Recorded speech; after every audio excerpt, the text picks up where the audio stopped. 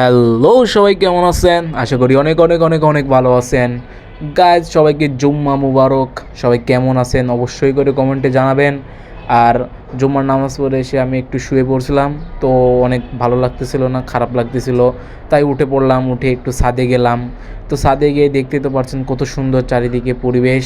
সূর্যটাও অনেক সুন্দর, একদম লাল টকটকে হয়ে আছে এবং চারিদিকে পরিবেশটা অনেক সুন্দর লাগতেছে। তারপরে ভাবলাম কিছু ফলের ছবি উঠাই। তো দেখেন, এটা হচ্ছে সিম গাছ, সিম ধরছে, কত সুন্দর লাগতেছে দেখতে। এবং এটা হচ্ছে কুমড়ো ফুলের ফুল, কত সুন্দর লাগতেছে দেখেন গাইজ। তারপরে দেখেন এই যে টমেটো, ছাদে অনেক সুন্দর টমেটো ধরছে, কি সুন্দর সুন্দর টমেটো দেখেন।